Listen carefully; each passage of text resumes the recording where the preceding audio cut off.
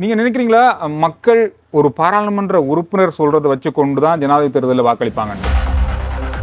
நான் நேரடியாக கேட்க போனா நீங்க இப்ப சஜித் பக்கமா இல்ல ரணில் பக்கமா?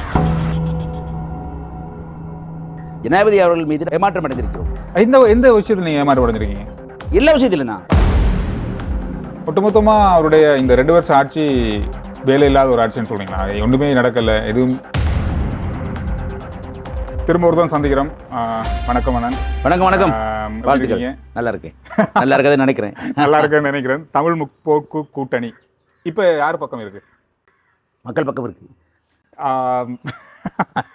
நேரடியா சொல்ல போனா நீங்க இப்ப யார் பக்கம் இருக்கீங்க? உண்மை என்னன்னா சந்துரு மக்கள் பக்கம் சொன்னது வந்து வேடிக்கை தொடர்னாலும் கூட அது உண்மை. ஏன்னா அவர் தனி ஒரு கட்சி. நாங்கள் தமிழ் போக்கூட்டணி என்பது கூட்டணி. அதுக்குள்ளே ஜனநாயக மக்கள் முன்னணி, தொழிலாளர் தேசிய முன்னணி, மக்கள் மலையக மக்கள் முன்னணி, 3 கட்சிகள் இருக்கின்றன. மக்கள் பக்கம் தான் இருக்கிறோம். நான் நேரடியாக கேட்க போனால் நீங்கள் இப்போ சஜித் பக்கமா இல்லை ரணில் பக்கமா? நாங்கள் இப்போதைக்கு வந்து நாங்கள் ஐக்கிய மக்கள் கூட்டணிக்குள்ளே இருக்கிறோம். சரி. இன்றைய தினம் சரியாக தெரிஞ்சு வந்தீங்க தெரிய வந்தீங்க தெரியல. இன்றைய தினம் எங்களது அரசியல் கூட்டம் குழுவில் நடைபெற இருக்கிறது. இன்று அதுதான் அதிகாரப்பூர்வ முடிவெடுப்போம். அதில் அதிகாரப்பூர்வமாக நீங்கள் முடிவெடுக்க போகிறீங்கன்னு நீங்கள் சொல்கிறீங்க. ஆனால் வெளியில் நான் தேடி பார்த்த எனக்கு தெரிஞ்ச அளவில் ஜனாதிபதியோட நீங்கள் ஒரு ரகசியமான ஒரு பேச்சுவார்த்தை சந்தித்து பேசியிருக்கீங்க அப்படின்னு சொல்கிறாங்க. அது எந்த அளவுக்கு? ஜனாதிபதியை நான் இல்லை நீங்கள் ஆதரவு வழங்குவது சம்பந்தம் ரகசியமாக சந்திக்க வேண்டிய தேவைகள் பகிரம் சந்திக்கலாம், பிரச்சனை இல்லை. அது சரி, ஓகே, சரியா, பிரச்சனை இல்லை. ஜனாதிபதி அவர்கள் மீது நாங்கள் ஏமாற்றம் அடைந்திருக்கிறோம். எந்த விஷயத்தில் நீங்கள் ஏமாற்றம் அடைஞ்சிருக்கீங்க? எல்லா விஷயத்திலும் தான். பாருங்க, ஜனாதிபதியை நான் கேட்டாலும் சொல்கிறேன். அவரை நான் இந்த 2 வருடத்தில் ஜனாதிபதி ஆட்சி காலகட்டத்திலே 10 முறை குறைஞ்சபட்சமாக சந்தித்திருக்கிறேன். பல அரசியல் கோரிக்கைகளை, ப்ரப்போசல்ஸ், யோசனைகளை முன்வைத்தேன். எல்லாம் வாங்கி வச்சுக்கிட்டாரு. அது நான் வந்து ஒரு ப்ரொஃபஷனல் ஆள், நேர்த்தியாக தொழில் நேர்த்தியான ஆள். அப்படின்னா நான் சொல்வதெல்லாம் எழுத்து ஒன்றா கொடுப்பேன் அவருக்கு. நான் இல்லைன்னு சொல்ல முடியாது. கொடுத்து சில விஷயம் சொல்ல போனால் சொல்ல போனால் வடகிழக்கிலே ஈழத்தமிழ் சகோதரர்களின் நம்பிக்கை பெறுவதற்காக குறைஞ்சபட்சமாக வடக்கு மாகாண கிழக்குமான 2 நீங்கள் பாகர் செய்து நடத்துகள்னு சொன்னேன். தலையாடிக்கிட்டாரு. அது மாதிரி வரவு செலவு திட்டத்தில் வந்து சொன்னீங்க. நீங்கள் மலையத்தில் 10 பஸ் காணி தரேன்னு சொன்னீங்க. 4,000 மில்லியன் ஒதுக்கணும்னு சொன்னீங்க. அதுக்கு அந்த காணி அளந்து சேர்த்துக்கு ஒன்றும் நடக்கலை. நாடு முழுக்க போய் இப்போ அந்த உரித்துன்னு சொல்லிட்டு எல்லாருக்கும் காணி கொடுத்துக்கிட்டு இருக்கிறீங்க. இங்கே உங்களுக்கு கொடுக்கல. ஒட்டுமொத்தமாக அவருடைய இந்த 2 வருஷம் ஆட்சி வேலை இல்லாத ஒரு ஆட்சின்னு சொல்றீங்களா? ஒன்றுமே நடக்கல, எதுவும். அவர் நடக்காத விஷயத்தை செய்யாத விஷயத்தை செய்தா சொல்லி கொண்டிருக்காரு. அதாவது அப்படி அவர் வரும் பொழுது நாட்டிலே ஆட்சி பெருக்கும் பொழுது நாட்டிலே கேஸ் வரிசை, பெட்ரோல் வரிசை, மருந்துக்கு வரிசை, உணவுப் பொருட்களுக்கு வரிசை என்று ஒரு உரம் வாங்குவதுக்கு விவசாயிகள் வரிசையாக இருந்தது. அதெல்லாம் நிறுத்திவிட சொன்னார். அவர் நிறுத்தல். அது இப்போ அந்த வரிசையில் ஒன்றும் இல்லையே. இல்லை, ஆனால் அவர் நிறுத்தல். அது காரணம் என்னவென்றால் அயல்நாடான இந்தியா இலங்கை நாட்டுக்கு அனைவருக்கும் விஷயங்கள் இலங்கை நாட்டுக்கு $4 பில்லியன் ஏறக்குறைய 1,20,000 லட்சம். ஆமாம். அதில் ஒரு விஷயத்தை நான் கொடுக்கறதுக்கு மன்னிக்கவும், ரணில் விக்ரமசிங்கே என்ற ஒரு ஆளை நம்பித்தான் இந்தியா அவ்வளோ காசு கொடுத்தாங்க. இதே சஜித் பிரேமதாசா இருந்தாலோ அல்லது கோட்டாபய ராஜபக்ஷ அவர்கள் இருந்திருந்தாலோ இந்த பணம் கொடுக்கப்பட்டிருக்க மாட்டாங்க. அதை பேச இருக்கீங்க. எடுத்து பாருங்க. இந்த பேசப்பட்டது கொடுக்கப்பட்டது இல்லை, பேசப்பட்டது எப்படா? கோட்டாபய ராஜபக்ஷ ஆட்சி காலத்தில் தான் பேசப்பட்டது. இல்லை, பேசப்பட்டு பெசில் ராஜபக்ஷ நிதியமைச்சராக இருந்தாங்க. போய் ஜெய்சங்கரை பார்த்து, நிர்மலா சீதாராமனை பார்த்து முடிவெடுத்து, நான் ட்வீட் கூட போட்டிருக்கேன். படம் கூட இருக்குது. அப்படியே போட்டு அவங்க கொடுத்தாங்க. அவன் தந்ததை வந்து ரணில் விக்ரமசிங்கே காலில், கோட்டாவுக்கும் இல்லை, சஜித்துக்கும் இல்லை, இலங்கை நாட்டுக்கு கொடுத்தாங்க. அவங்க அந்த டைமில் நாங்கள் வந்து லைனில் இருக்கும்போது எல்லாருமே சொன்னாங்க, 400 இல்லை, 500 இல்லை, 800 இருந்தாலும் பெட்ரோலங்களுக்கு தாங்க நாங்கள் கொடுத்து வாங்குவோம், இது லைனில் நிற்கிறத நிறுத்துங்க அப்படின்னு சொன்னது. அது முடிவுக்கு வந்தது. இந்தியா உதவி செஞ்சாங்க, சரி. ஆனால் இப்போ இந்தியாவை விட எங்கட நாட்டில் பெட்ரோலோட விலை குறையும். இல்லை, இருக்கலாம். அது இருக்கலாம். நான் உங்களுக்கு காட்டினா $103.44 இந்தியாவில் பெட்ரோலோட விலை. இலங்கையில் வந்து இப்போ நீங்கள் பார்த்தீங்கன்னு சொன்னால் $344. சரி. இப்போ பொதுவாக நாம் இந்தியாவுடைய விலையை எடுத்து பார்க்கும்பொழுது இந்த தொகையில் $373 வருது. இது சின்ன விஷயம். நம்ம பெருசாக அரை தேவையில்லை, ஃப்ளக்சுவேட் ஆகும். அப்படி அது சரி. சில விஷயங்கள் குறைவாக இருக்கும், கூட இருக்கும். ஆனால் இந்தியாவில் வாழ்வதற்கான வாய்ப்பு அதிகமாக இருக்கிறது. இந்தியாவுக்கு செல்கிறவர் அங்கே தங்கி விடுகிறார்கள், அங்கே வாழ்ந்து விடுகிறார்கள். நான் இந்தியாவை ஒப்பிடல, நான் சர்வதேச விலையை வச்சு தான் இந்தியா வந்து நிர்ணயிக்கிறாங்க. ஆனால் இலங்கை அது அப்படி செய்யலை. ஏன்னா மக்களுக்கு, ஏன்னா நேற்று உங்களுக்கு தெரிஞ்சிருக்கலாம்னு நினைக்கிறேன், நேற்று வந்து பெட்ரோலோட விலை, கேஸின் விலை குறைய இருந்தது. ஹமாஸ் தலைவருடைய அந்த தாக்குதல் உயிரிழப்பால் கொஞ்சம் அதை பின்னுக்கு போட்டிருக்காங்க. எனக்கு தெரிஞ்ச தகவல் சொல்லுவேன். ஏன்னா சில நேரம் எண்ணெய் வர வாய்ப்புகள் குறைஞ்சால் இந்த விலையை குறைச்சா பெரிய பிரச்சனை வரும். நான் உங்களுக்கு இன்னொன்று சொல்கிறேன், இந்தியா மட்டுமல்ல, இந்தியா அந்த நிதி உதவினாலே ஒரு நல்ல நண்பன், நெருக்கடி போது உதவுத நண்பன், அதனால இலங்கை இயல்பு நிலை திரும்பி விட்டது. ஒப்பீட்டு திரும்பிய காரணத்தினால மத்திய கிழக்கில் இருக்கக்கூடிய இலங்கை பணியாளர்கள் அந்த டிரான்சாக்ஷன்ஸ் நிறைய செஞ்சாங்க. ரெமிட்டன்ஸ் வந்துச்சு நிறையா. அதுக்கு மேலே இன்பாடு வச்சுருந்தாங்க, வந்துச்சு நிறைய. கணிசமாக டூரிஸ்ட் வர்றது, அது டூரிஸ்ட் இந்தியாவிலும் அதிகம் வர்றாங்க. அப்போ இந்த காரணத்தினால வருமானம் அதிகரிக்குது, இல்லைன்னு சொல்லல. அப்போ இது எல்லாத்தையுமே நீங்கள் ரணில் விக்ரமசிங்கோட அக்கௌண்ட்டில் போடக்கூடாது, இல்லை இலங்கை அக்கௌண்ட்டில் போடுங்க. அது எப்படி அதை ஏற்றுக்கொள்றேன்னு தெரியல எனக்கு. ஏன்னா 2 வருஷத்துக்கு முதல்ல நாடு இருக்குமான்ற ஒரு பெரிய கேள்வி உங்களுக்கும் இருந்தது, எனக்கும் இருந்தது, மக்களுக்கும் இருந்தது. ஆனால் இப்போ ரணில் விக்ரமசிங்கன்ற ஒரு ஆள் இந்த 2 வருஷத்தில் செஞ்ச விஷயத்த இல்லை இது அரசாங்கத்தின் பேரில் போடுங்க, அவரில் பேரை போடாதீங்க அப்படின்னு சொல்கிறது எந்த அளவுக்கு? அரசாங்கத்தின் பேரில் போட சொல்லியே, இலங்கையின் பேரில் போட சொன்னேன். இலங்கை நாடு பாருங்க, இந்தியா பணம் கொடுத்து இலங்கை நாட்டுக்கு, நான் புரிஞ்சுக்கொள்ளுங்க, பேச விடுங்க. அடுத்து வந்து மத்திய கிழக்கில் பணியாளர்கள் படம் அனுப்புவது இலங்கை நாட்டுக்கு, தங்கள் குடும்பங்களுக்கு அனுப்புறாங்க.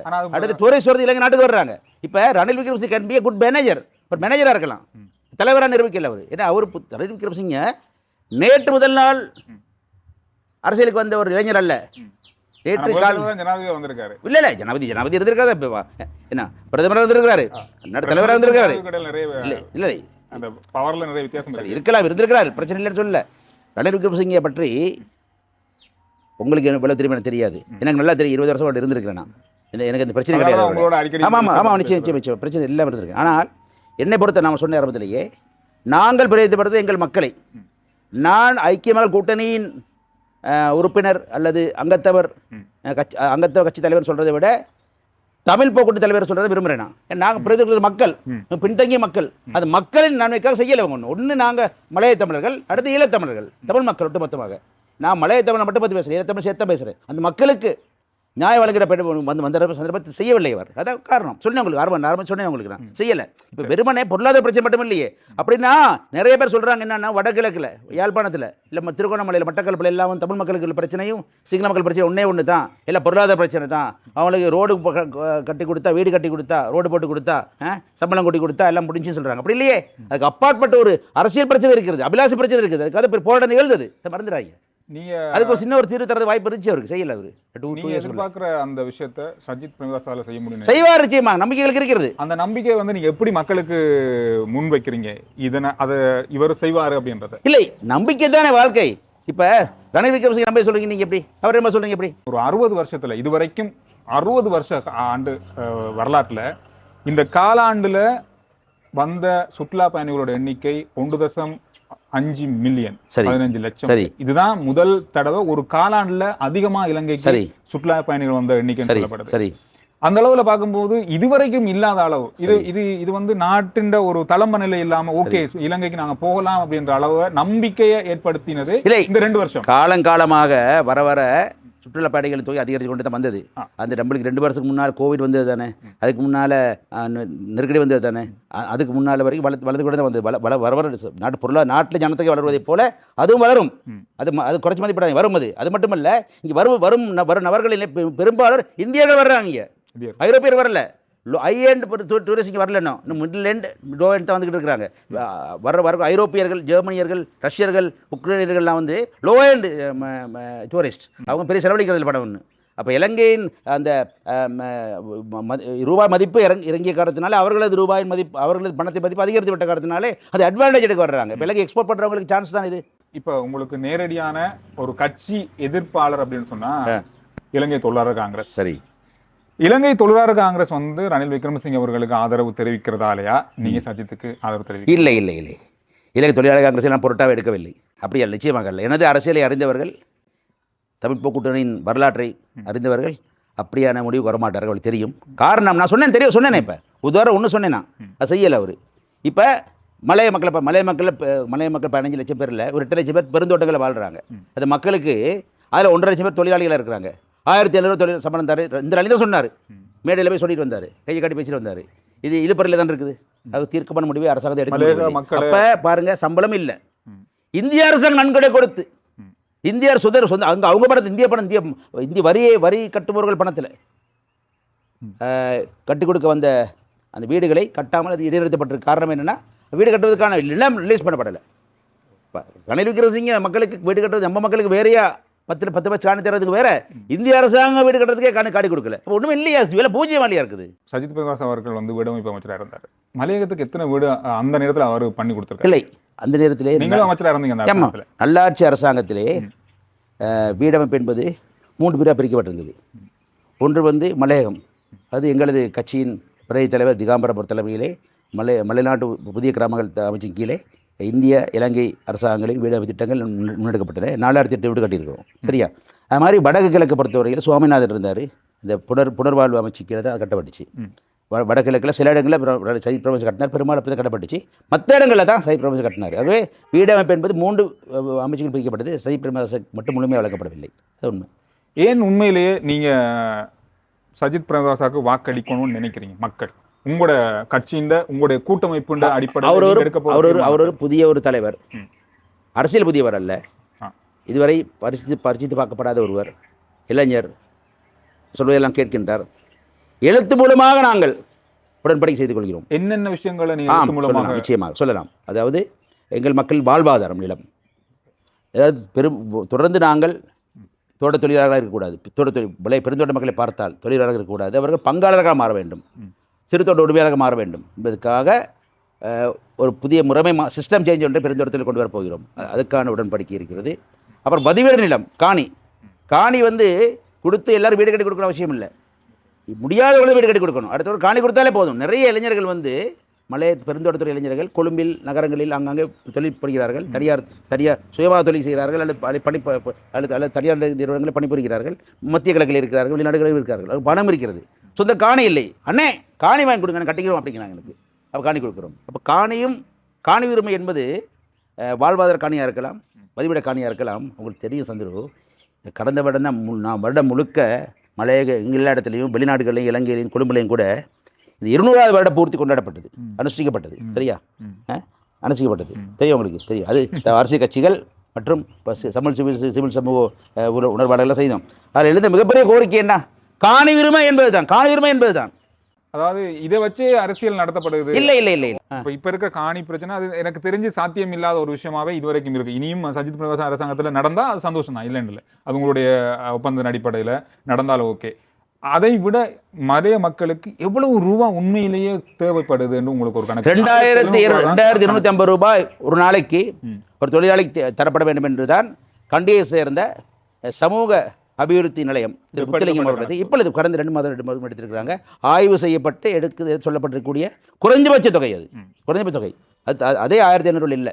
இன்னொன்று பாருங்க, நீங்க காணின்னு சொல்றீங்க, சம்பளம்னு சொல்றீங்க. காணி வேறு, சம்பளம் வேறு. ஆமா, சரிதான் சொல்றாங்க. எங்களுக்கு காணியே தேவையில்லை, எங்களுக்கு நீங்க சொல்ற சம்பளத்தை கொடுத்தாலே போதும். இல்ல, அது சிலர் சொல்லுவாங்க அப்படி.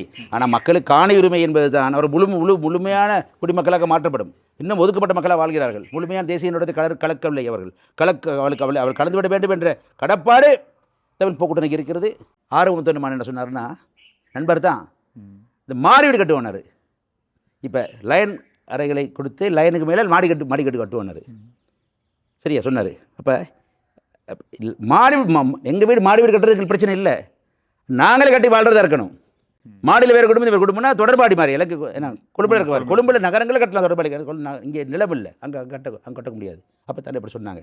அப்போ அந்த முறை பிள்ளை தானது. இப்போ என்ன சொல்கிறார் அன்னைக்கு கடைசியாக இன்னும் முடியாமல் போட பிறகு சம்பளமும் அதோகதி, காணியும் அதோகதி, இந்திய வீட்டு திட்டமும் அதோகதி போட பிறகு ஏதாவது ஒரு தேர்தல் அறிவிக்கப்பட்ட இந்த காலகட்டத்தில் திடீர்னு அந்த 200 வருஷத்துக்கு முன்னால் பிரிட்டிஷ்காரன் கட்டின அந்த லயன் காம்பரான்னு சொல்லுவாங்க. குதிரை லாயம், மாட்டு லாயம், போய் பார்த்துருப்பீங்க நீங்கள், தெரியும், பார்த்துருக்கீங்க நீங்கள், தெரியும். அந்த லயன்களை கிராமங்களாக அறிவிக்கிறேன்னு சொல்கிறாரு. இது ஏமாற்று வித்தை, மோசடி வித்தை.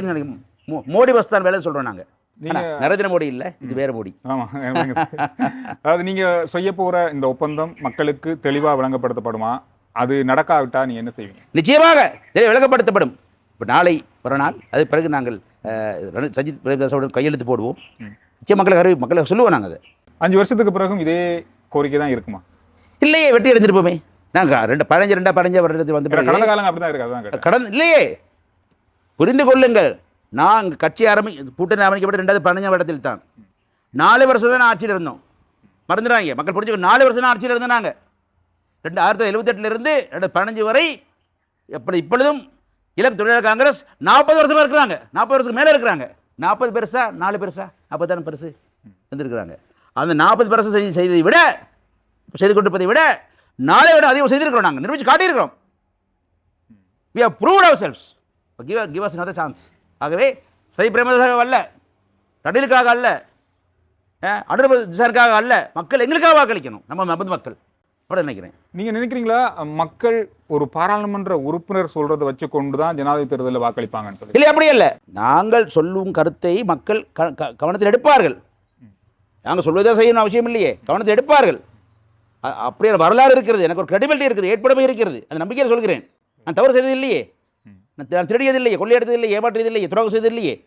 மக்கள் பிரச்சனைக்காக களத்திற்கு போராடி வந்தேன் நான். இந்த ஜனாதிபதி தேர்தலில் தமிழ் ஒரு வேட்பாளர் நியமிக்கணும், முன்னெடுத்தணுன்ற ஒரு கதை இருக்கு. அது பற்றி உங்களுடைய கருத்து என்ன? வடக்கு கிழக்கிலே அத்தகைய ஒரு முயற்சி இருக்கிறது. அதை நான் கண்ணியமாக அணுகியிருக்கிறேன் என்று நினைக்கிறேன். நான் எப்பொழுதுமே அது சம்பந்தமாக ஆதரவு இருக்கா? இல்லை, ஆதரவு என்பதல்ல.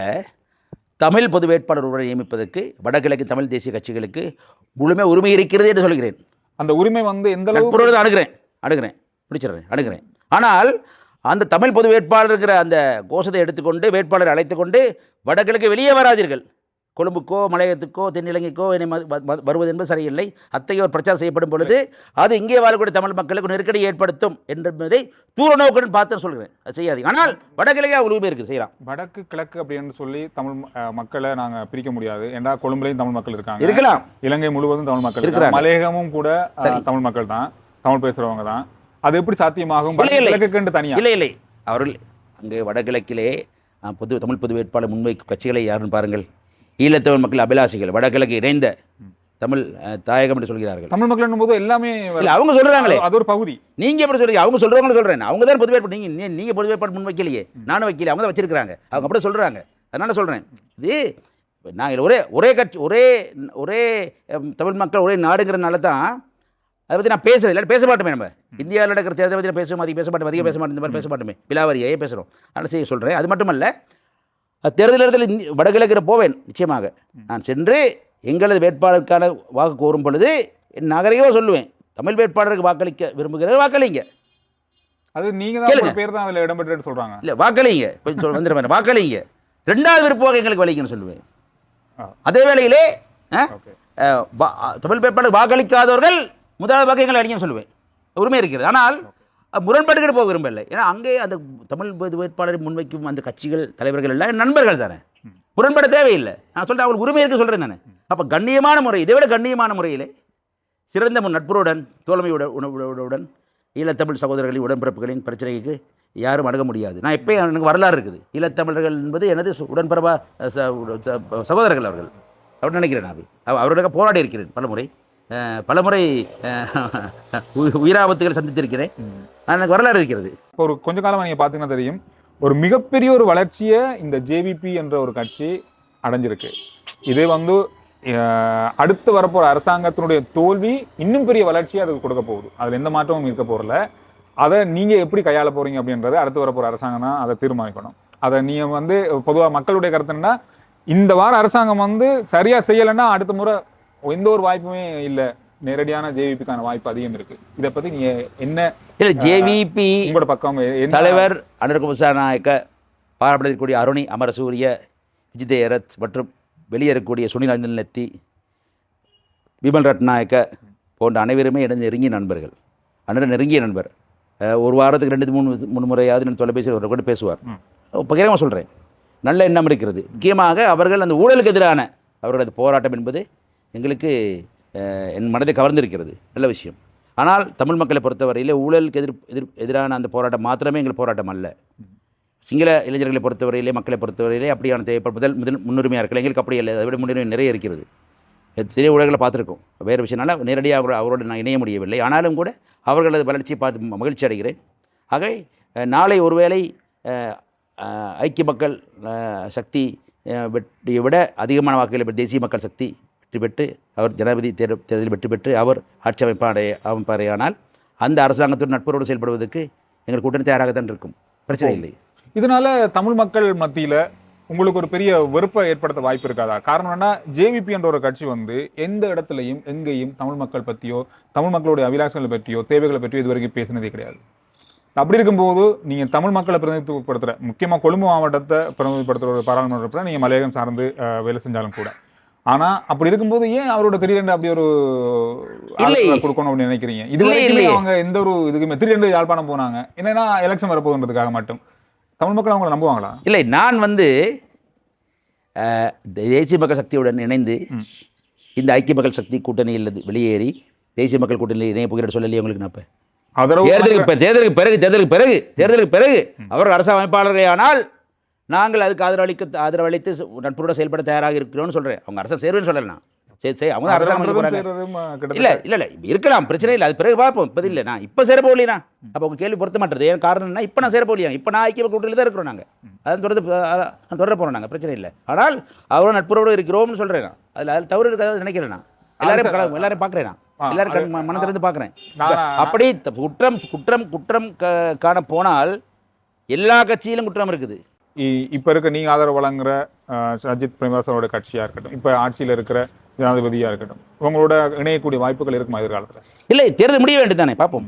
நான் ஆரம்பம் ஏதாவது இருக்கா? நான் ஆரம்பம் தெளிவாக சொல்லிட்டு வரேன் சந்துரு, நீ கவனிக்கலையோ தெரியல, இல்லை கவனித்தாலும் ஒரு நாசுக்கான சாணக்கியமான ஊடகர் அல்லவா, ஆகவே இது வாயில பிடிக்க பார்க்குறீங்க. நான் சொல்கிறேன், நான் மறைக்க வேண்டியது கிடையாது. நீ பாருங்க, எங்களுக்கு முக்கியம், எனக்கு முக்கியம் எனது மக்கள் தான். சஜித் பிரேமதாசவோ அண்ணன் விக்ரமசிங்கவோ அண்ணன் குமார் சாணக்கவோ எவர் முக்கியமல்ல, எங்களுக்கு எங்கள் மக்கள் தான் முக்கியம். நான் பாராளுமன்றம் சென்றிருப்பேன் தேங்காய் திருவதுக்கு அல்ல, படையாற்றுவதற்கு, மக்களுக்காக, நம்பி வாக்களிக்க மக்களுக்காக. நீதியாக நடக்கிறது மட்டும் முக்கியம் இல்லை, அநீதி எதுக்கிறது முக்கியம். எனக்கு என் வாழ்க்கை முழுக்க காட்டியிருக்கேன். நான் நீதியாக நடக்கிறது மட்டும் முக்கியம் இல்லை, அது லேசான விஷயம்லாம் சொல்லிடலாம். நன்றி, நிறைய விஷயம் பேசுகிறீங்க. உங்களுடைய அந்த ஒப்பந்தம் முடிஞ்சதுக்கு பிறகு நிச்சயமாக மீண்டும் ஒரு தடவை சந்திப்போம். நிச்சயமாக நான் வேண்டுகிறேன், உங்களை வேண்டுகொள்கிறேன். உங்களது ஊடகம் எங்களுக்கு முக்கியமான ஒரு ஊடகம் கருதுகிறேன், மக்களும் கருதுகிறார்கள். அந்த ஊடகம் மூலமாக எங்களது அந்த ஒப்பந்த அம்சங்களை வைத்துக்கொண்டே பேசுங்க. நீங்கள் எப்பொழுது உங்களை நான் ரசிக்கின்றவன். உங்களது இந்த அரசியல் செய்தி ஊடகத்துக்கு அப்பாலே கூட உங்களது ரசிகன் நான். எங்கள் வீட்டில் எல்லாரும் உங்களை ரசிக்கிறாங்க. ஆகவே மகிழ்ச்சியாக இருக்கிறது பேசுகிறது. நன்றி, மீண்டும் சந்திப்போம்.